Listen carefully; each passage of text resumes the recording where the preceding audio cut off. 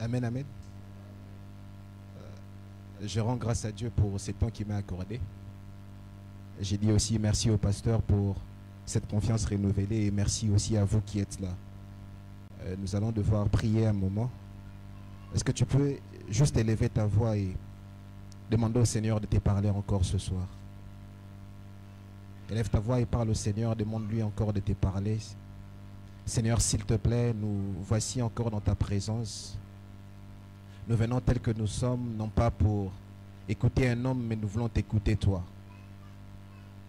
Seigneur, s'il te plaît, parle encore à un cœur ce soir. Et s'il te plaît, fais que nous puissions changer quelque chose, que nous puissions être transformés dans quelque chose ce soir. Fais-nous encore grâce que nous puissions encore expérimenter ta main aujourd'hui. Seigneur, prends que tout l'honneur et la gloire puissent te revenir. Sois celui qui sera au contrôle de toutes choses, que l'homme disparaisse afin que toi tu parles encore à un cœur. Au nom de Jésus. Amen. Amen, amen. Voilà. Nous allons devoir ouvrir nos Bibles dans les livres de Matthieu. Matthieu au chapitre 10. Matthieu 10, nous lirons pratiquement le seul verset premier.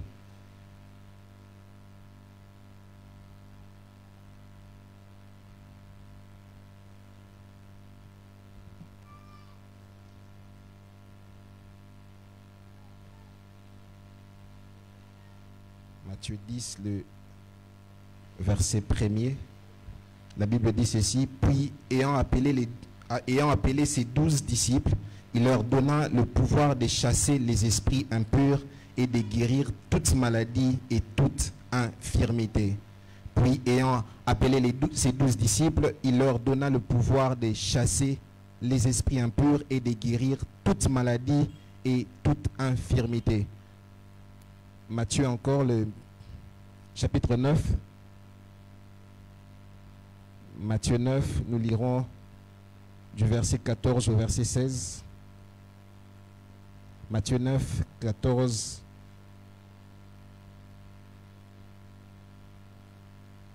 Alors.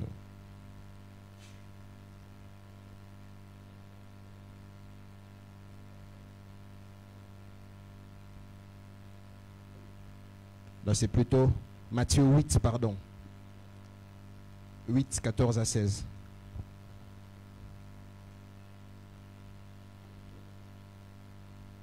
La Bible dit ceci: Jésus s'est rendu ensuite à la maison de Pierre, dont il vit la belle-mère couchée ayant la fièvre.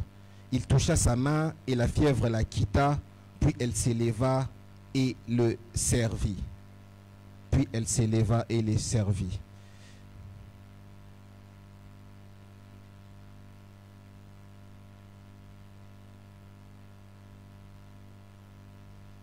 Alors le thème que je me suis proposé aujourd'hui, cette semaine, nous parlons d'être transformé pour la santé. Être transformé pour la santé.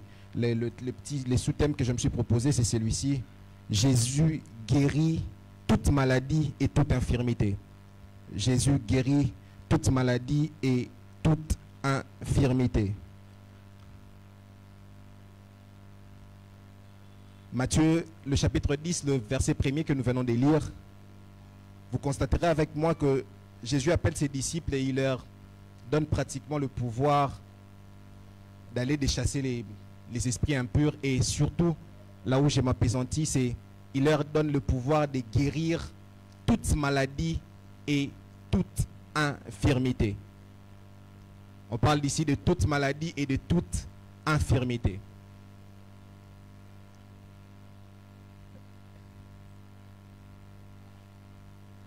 Toute maladie et toute infirmité. Alors, il y a plusieurs formes de maladies qui peuvent nous attaquer, ainsi de suite. Il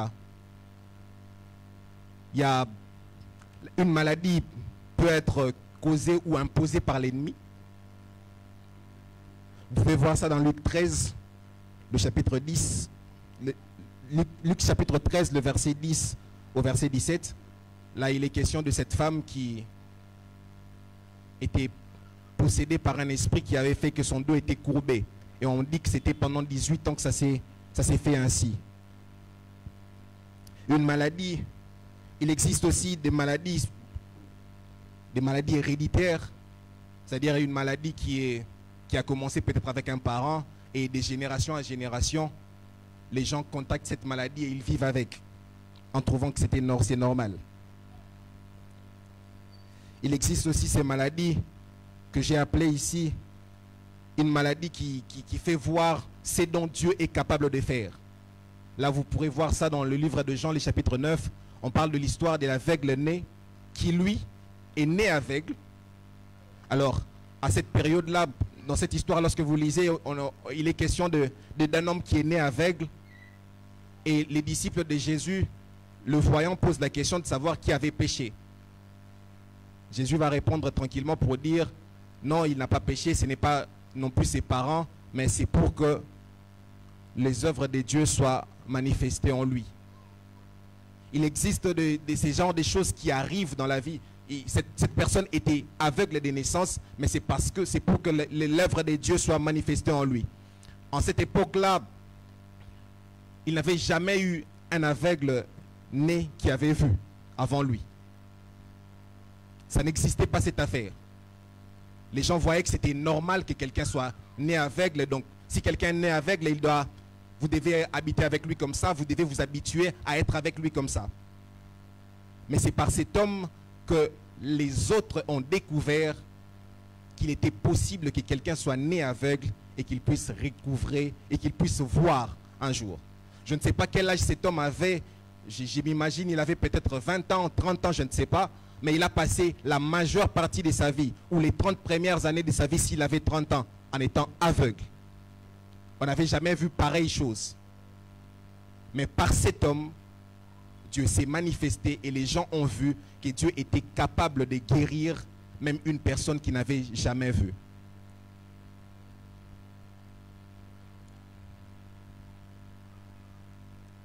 Il existe des formes de maladies qui viennent pour démontrer ce que Dieu est réellement capable de faire.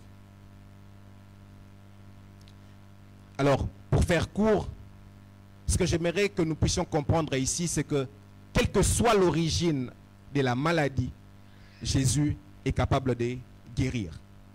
Que cette maladie soit une maladie imposée par l'ennemi, que cette maladie soit une maladie héréditaire, que cette maladie soit une maladie qui est venue comme ça, quelle que soit l'origine d'une maladie dont quelqu'un peut souffrir, Jésus est capable de guérir cela. Amen.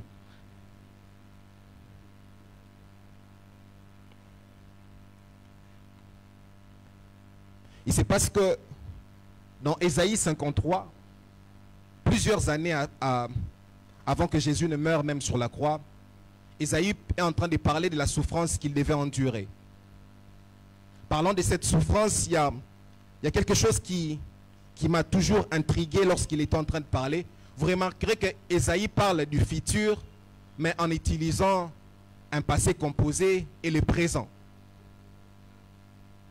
Il dit, par ses meurtrissures, nous sommes guéris. Parlant de Jésus qui n'était même pas encore mort sur la croix, mais il annonce que par ses meurtrissures, nous sommes guéris. Jésus n'est pas encore mort, mais Ésaïe est en train de parler de cette affaire au présent pour dire que par ses meurtrissures, nous sommes guéris. Jésus n'est même pas encore né, n'est même pas encore venu sur terre. Ésaïe qui est en train de prophétiser, vous serez d'accord avec moi quand il prophétise, il devrait parler de ça au futur. Il devrait parler de quelque chose qui devrait arriver. Mais Isaïe ici est en train de parler de quelque chose qui devrait arriver dans les futurs, mais il en parle au présent. Il dit, par ses meurtrissures, nous sommes guéris. J'aime quelque chose avec Dieu, c'est que la Bible dit, j'ai oublié de noter les passages, que l'agneau avait été offert avant la fondation du monde. Donc Isaïe ici est en train de nous faire comprendre que la vie que nous pouvons vivre sur terre est comme une forme de rediffusion. C'est comme quelque chose qui a déjà été fait, mais que nous sommes en train de vivre sur terre comme une forme de rediffusion. Ces jours-là, Dieu appelant Moïse sur la montagne, lui disant, de faire les tabernacles, lui donnant les modèles, il lui dit exactement ceci: regarde et fais d'après le modèle que tu as vu sur la montagne. Donc il y avait déjà un tabernacle qui était fait.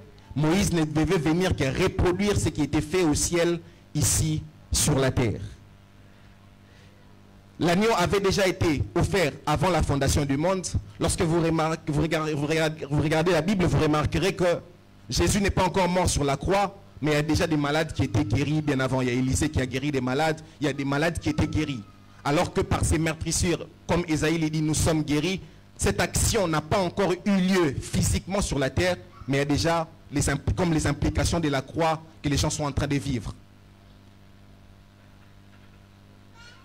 Des années après qu'Ésaïe ait prophétisé, Jésus lui-même vient. Après qu'il ait souffert tout ce qu'il a souffert, il meurt sur la croix et il dit: tout est accompli. Il meurt sur la croix et il dit: enfin, tout est accompli. Mais j'aime quelque chose, c'est que lorsque l'apôtre Pierre, lui, qui a vécu cette situation, vient parler de cette histoire d'Ésaïe dans 1 Pierre 2, 24, il dit: par ces meurtrissures, nous avons été guéris. C'est comme s'il veut nous dire, parce que Jésus a fait sur la croix, nous avons une garantie que la guérison est déjà en nous. C'est comme s'il nous disait que la guérison est déjà en nous avant même que la maladie ne puisse arriver. Donc ça veut dire que lorsque tu es malade, étant qu'enfant de Dieu, tu dois savoir que la guérison est déjà en toi. Et qu'il te suffit juste de la réclamer.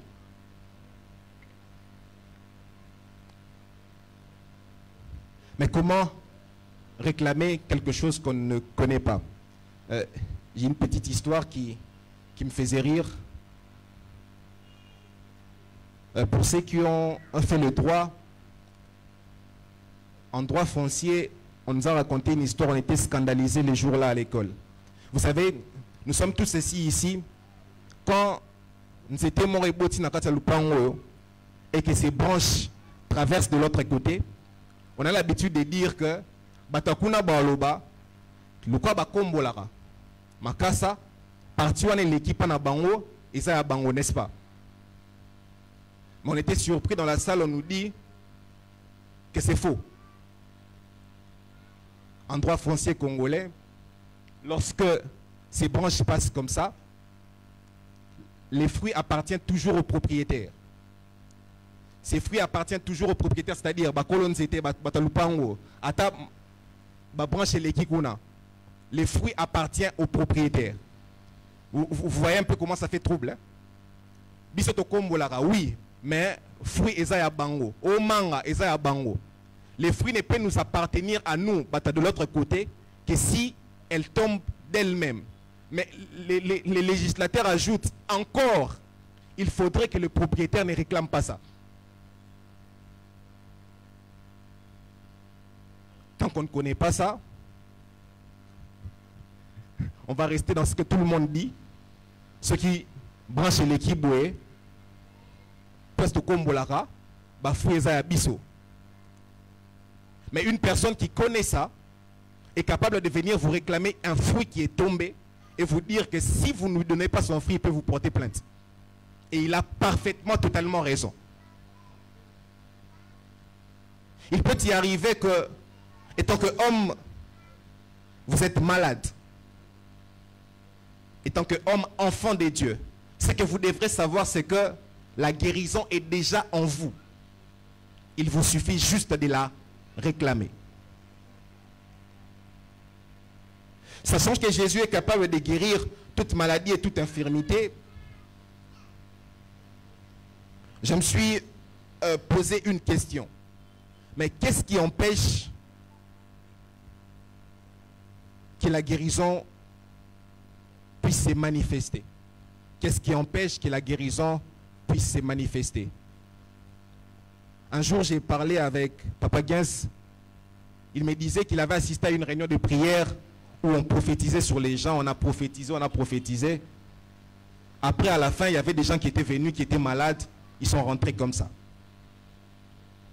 On a passé le temps à prophétiser. On a dit l'avenir, on a dit ce qui allait arriver, ainsi de suite.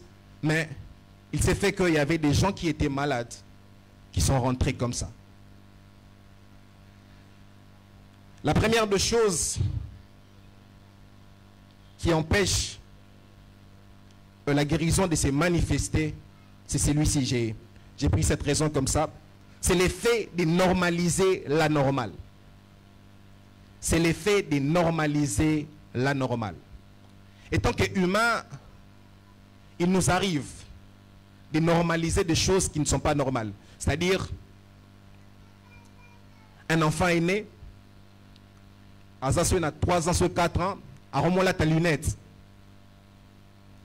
Vous allez entendre des grandes personnes dire, hey, la famille n'a pas tel à la lunette, un tel à la lunette. Donc, c'est normal. Pendant qu'on dit ça, c'est un enfant, alors là, ta lunette, ce n'est pas une partie de plaisir. Ça les fait souffrir. Des fois, ça l'empêchait même de dormir. Bah, pessier lunettes, soit dans le roi Kissi. Comme j'aime dire à ma soeur qui met des lunettes aussi, bah, ça a bu en haut, les lunettes de correction. Et puis, ça reste toute la vie.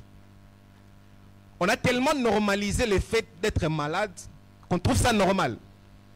Donc, à Zobela, à Koufi, on trouve ça normal.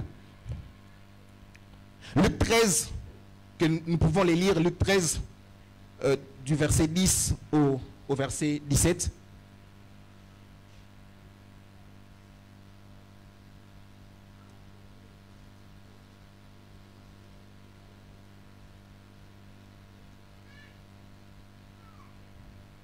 La Bible dit ceci, Jésus enseignait dans une des synagogues le jour du sabbat. Et voici, il y avait là une femme possédée d'un esprit qui la rendait infirme depuis 18 ans. Elle était courbée et ne pouvait aucunement se redresser. Lorsqu'il la vit, Jésus lui adressa la parole et lui dit, « Femme, tu es délivrée de ton infirmité. » Et il lui imposa les mains. À l'instant, elle s'est redressa. La Bible dit que cette femme, ça faisait 18 ans. Donc, Azalara n'est normal.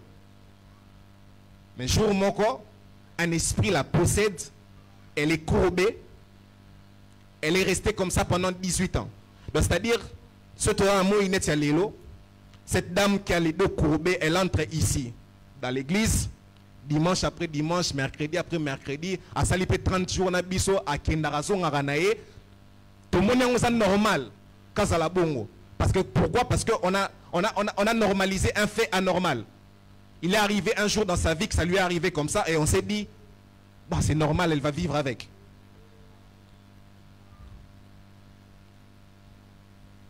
Lorsque Jésus l'a guéri, c'était pratiquement un jour de sabbat. Il y a eu cette discussion que nous connaissons. Jésus va dire quelque chose. C'est aussi une fille d'Abraham. C'est aussi une fille d'Abraham. Est-ce qu'elle n'a pas le droit d'être guérie, même le jour du sabbat? Ce que je vais dire par cette histoire, c'est que une fille d'Abraham, si nous entrons dans l'histoire d'Israël, dans Exode, je pense, Exode 23, à partir du verset 25, la Bible dit, « Vous servirez l'Éternel votre Dieu, et il bénira votre pain et votre eau. J'éloignerai la maladie du milieu de vous. » En d'autres termes, Jésus est en train de dire que ce que la loi de Moïse déclare sur les enfants d'Israël concerne aussi cette dame qui a les dos courbés, qui est comme ça. Jésus veut leur faire comprendre qu'il n'est pas normal qu'alors que vous vous réunissez pour invoquer les dieux d'Israël, les dieux d'Abraham, qu'il y ait une fille d'Abraham qui est possédée, qui est malade, et vous trouvez ça normal. Je ne sais pas ce soir si je dois être du côté de ceux qui trouvent que toute maladie est démoniaque, ou du côté de ceux qui normalisent toutes choses. Mais je vais prendre les justes milieux pour dire Dieu veut que nous soyons en bonne santé. Je peux me permettre de les dire Dieu ne veut pas que tu sois malade.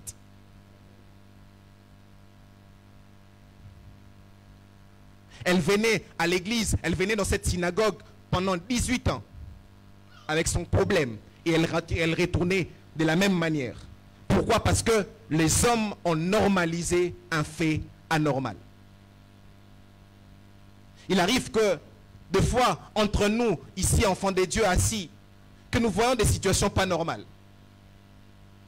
Nous voyons quelqu'un qui est malade et nous nous disons, eh ben, elle est malade.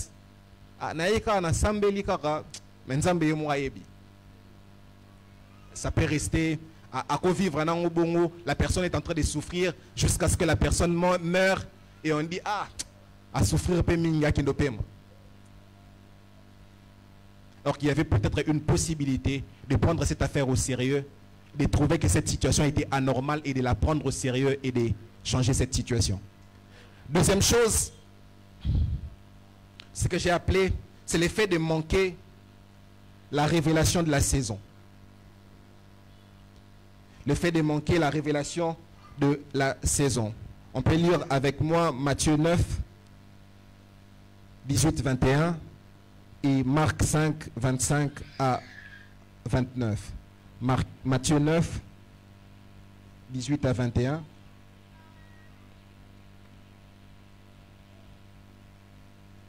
Matthieu 9, 18 à 21, la Bible dit ceci. Tandis qu'il leur adressait ces paroles, voici un chef arriva et se prosterna devant lui et lui dit, ma fille est morte il y a un instant, mais viens, impose-lui les mains et elle vivra. Jésus s'éleva et le suivit avec ses disciples. Et voici une femme atteinte d'une perte de sang depuis 12 ans, s'approchant par derrière et toucha le bord de son vêtement, car elle disait en elle-même, si je puis seulement toucher son vêtement, je serai guéri. Marc 5, 25 à 29.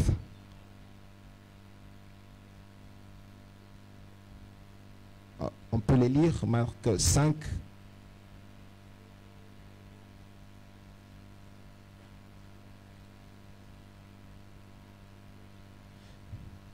C'est pratiquement la même histoire.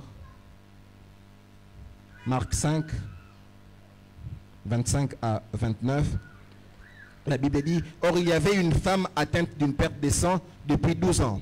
Elle avait beaucoup souffert entre les mains de plusieurs médecins. Elle avait dépensé tout ce qu'elle possédait et elle n'avait éprouvé aucun soulagement.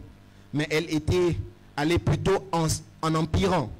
Ayant entendu parler de Jésus, elle vint dans la foule par derrière et toucha son vêtement, car elle disait, si je puis seulement toucher ses vêtements, je serai guérie. Au même instant, la perte de sang s'arrêta et elle sentit dans son corps qu'elle était guérie de son mal. Amen. Alors, j'ai dit que c'était ce que j'appelais la deuxième cause, l'effet de manquer la révélation de la saison. Ici, on parle d'une femme qui a manifesté une foi. La Bible dit dans Matthieu 9, le verset 22 que nous avons lu tout à l'heure, le verset 21, car elle se disait en elle-même, si je puis seulement toucher son vêtement, je serai guérie. Elle se disait en elle-même, si je puis seulement toucher son vêtement, je serai guérie. Cette femme qu'on a lue, la Bible dit qu'elle a souffert pendant 12 ans. Elle était en train de souffrir. Elle a dépensé tout ce qu'elle avait auprès de médecins. Il n'y avait aucune solution. J'aime ce que Marc dit. Ayant entendu parler de Jésus,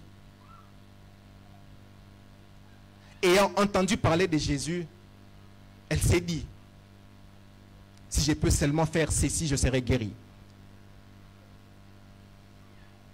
Je me suis posé une question, la question de savoir, elle a fait 12 ans de souffrance.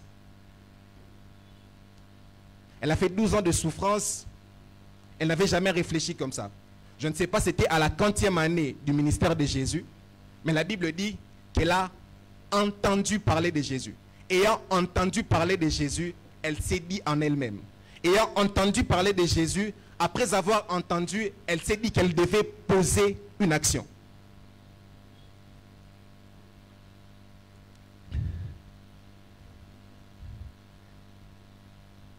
Des fois, dans la vie, il ne faut pas faire comme tout le monde. Elle a sûrement peut-être entendu Jésus guérir les malades, faire ceci. Elle a sûrement entendu des histoires. Mais ce jour-là, elle ne s'est fiée qu'à cette foi qu'elle avait. Elle a entendu parler de Jésus. Elle s'est dit, si je pose seulement cette action, certainement je serai guéri. Alors, cette dame était comme révélée. C'est ce que je vais dire. Cette femme était comme révélée de ce qu'elle devait faire à l'instant. Un jour, Jésus parlant avec ses disciples, il leur pose la question de savoir qui dit-on que je suis. Certains commencent à répondre en disant, on dit que tu es Élie, tu es Jean-Baptiste, tu es ceci, tu es cela. Mais Jésus dit, et vous, qui dites-vous que je suis? Pierre répond pour dire, tu es le Messie, le Fils de Dieu. Jésus s'exclame pour dire à Pierre, tu es béni, fils Simon, fils de Jonas, car ce n'est pas la chair et les sangs qui t'ont révélé ces choses. Quelqu'un va se poser la question pour dire, on lui a révélé ça quand? On a vu seulement qu'on lui a posé une question et il a répondu. Mais Jésus dit que ce n'est pas la chair et les sangs qui t'ont révélé ces choses, mais c'est mon Père qui est dans les secrets.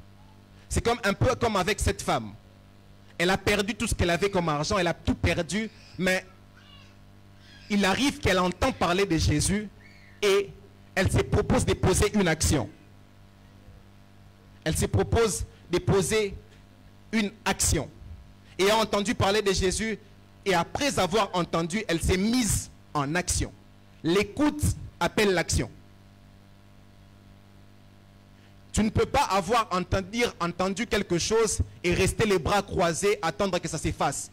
L'écoute appelle l'action. Souvenez-vous, un jour, Élie se tient sur la montagne, le feu descend, il s'occupe du prophète de Baal et ainsi de suite.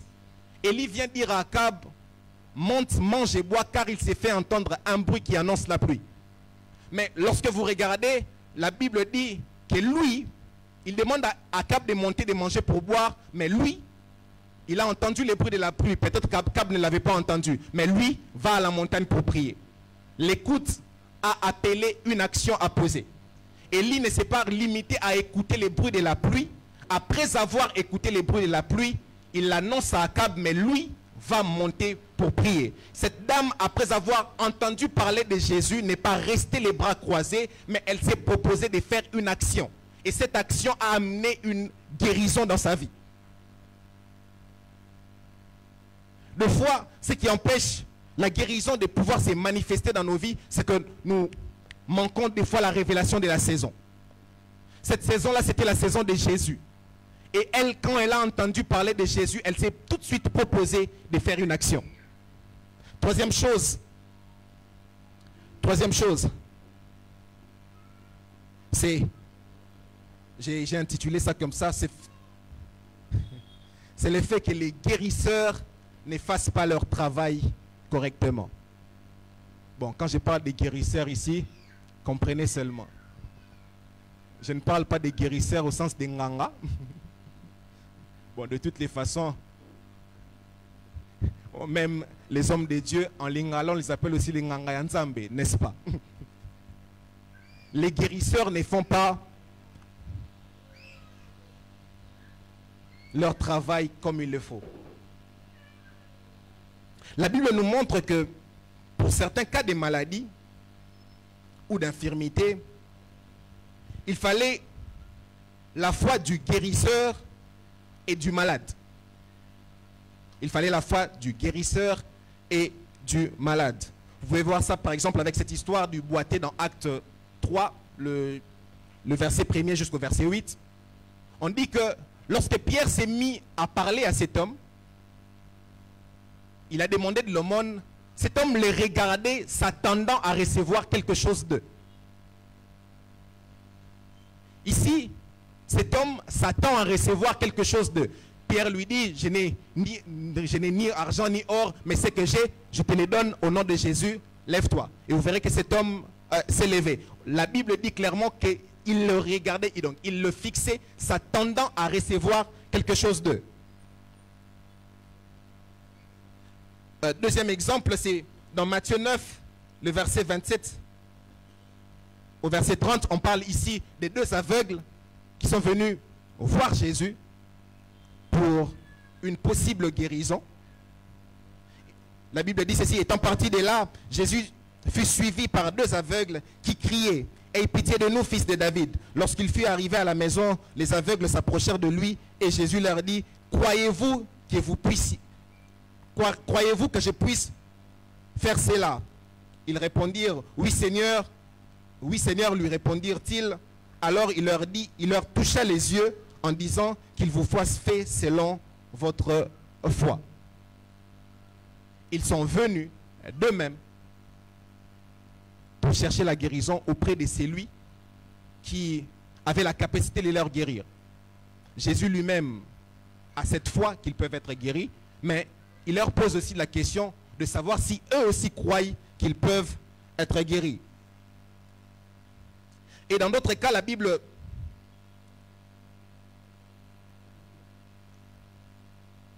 nous montre que dans d'autres cas de maladies ou d'infirmités, il fallait la foi du guérisseur et aussi la foi non pas des malades mais des proches des malades. La foi du guérisseur et non pas la foi des malades mais la foi des proches du malade. C'est un peu comme si tu venais ici, tu as laissé quelqu'un, peut-être qui ne croit pas en Dieu, qui est malade à la maison, mais que toi tu viennes ici, ou que tu l'amènes pour que tu l'amènes lui disant qu'il sera guéri. Vous pouvez voir ça par exemple dans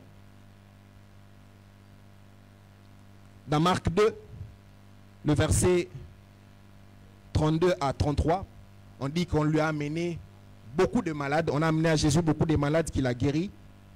Dans Marc 9, le verset 17, ici on parle de cet homme qui était possédé par cet esprit sourd et muet. C'est son père qui va voir Jésus pour lui dire s'il pouvait venir au secours de son fils. Et la troisième catégorie, c'est où il faut juste la foi du guérisseur. Juste la foi du guérisseur. Là, nous pouvons le retrouver dans Marc, le chapitre 16, du verset 17 au verset 18. Juste la foi du guérisseur. Pourquoi juste la foi du guérisseur? Pourquoi je me permets de dire ça? C'est Jésus qui est en train de partir et qui dit aux disciples d'aller par tout le monde, d'annoncer la bonne nouvelle à toute la création. Celui qui croira, qui sera baptisé, sera sauvé. Et il dit quelque chose: voici le miracle qui accompagneront ceux qui auront cru en mon nom. Et quelque part dans le verset 17, je pense, il dit, 17 ou 18, il dit: ils imposeront les mains aux malades et les malades seront guéris. Ils imposeront les mains aux malades et les malades seront guéris. Ici, on ne parle pas de la foi du malade. On dit que voici les miracles qui accompagneront ceux qui auront cru en mon nom. On parle de toi qui as cru au nom de Jésus, qui peut imposer les mains à un malade qui peut-être ne croit pas pour que celui-ci soit guéri. Mais voilà, le vrai problème, c'est ce que j'ai dit, le fait que les guérisseurs ne fassent pas correctement leur travail, c'est que nous avons tellement normalisé les maladies que nous ne faisons pas ce qu'il faut. Si je pose seulement la question ici, la dernière fois que tu as prié pour un malade, c'est quand? Réponds seulement à l'intérieur de toi-même.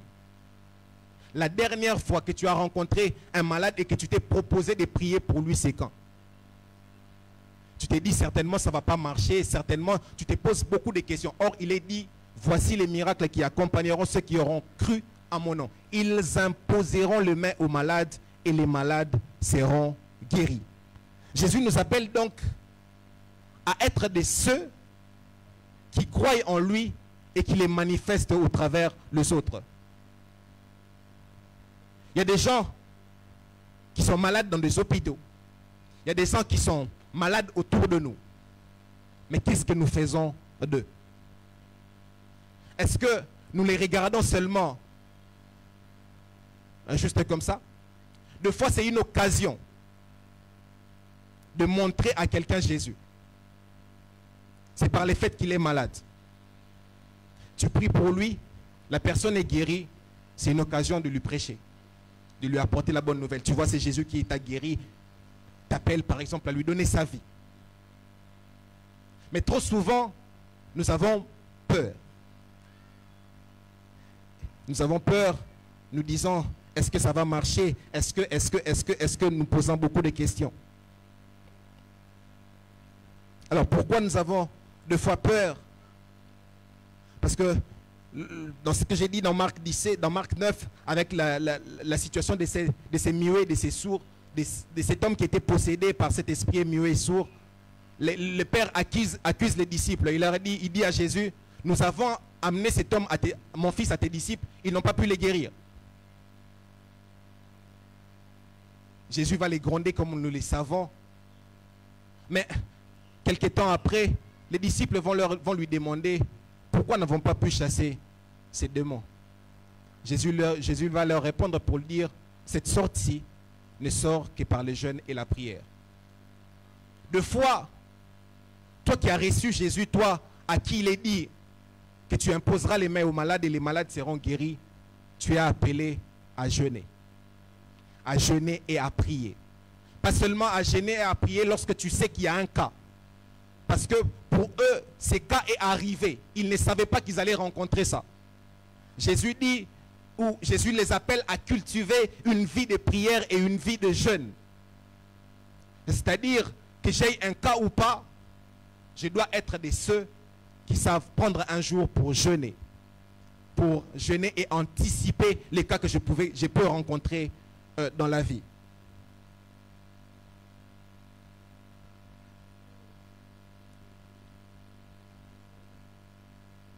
Dieu attend que nous puissions manifester la foi des guérisseurs, être de ceux qui savent placer totalement leur confiance en Dieu afin d'aider les autres, afin de sortir les autres des situations compliquées. Je n'aimerais pas que ici, nous soyons une église où on voit quelqu'un venir malade, on voit quelqu'un venir des années et des années avec le même problème, la même infirmité, on s'est dit, c'est normal, il doit vivre avec. Ce que je veux ce soir, c'est que nous soyons des gens qui ne normalisent pas les choses anormales. Que nous soyons des gens qui ne normalisent pas la maladie.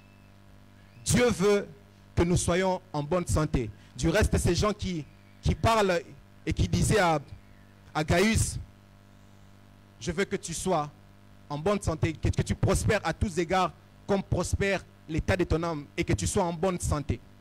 Dieu veut que ses enfants soient en bonne santé.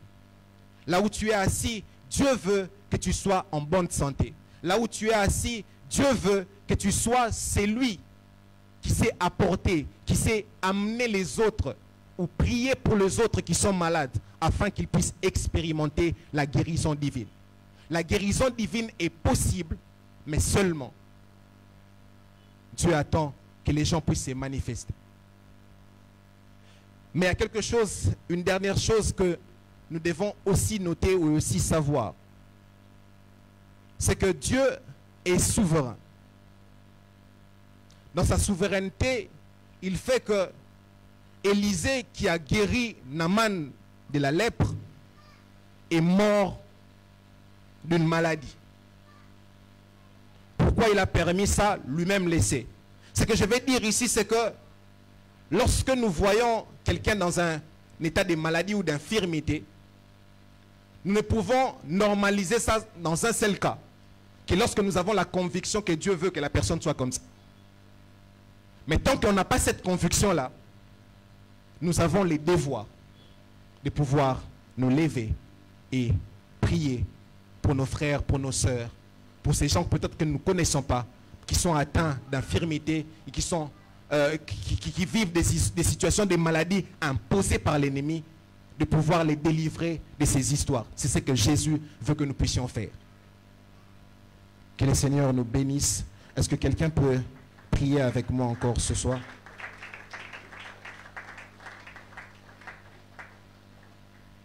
Ce soir, je veux que tu regardes encore vers Dieu et que tu lui dises: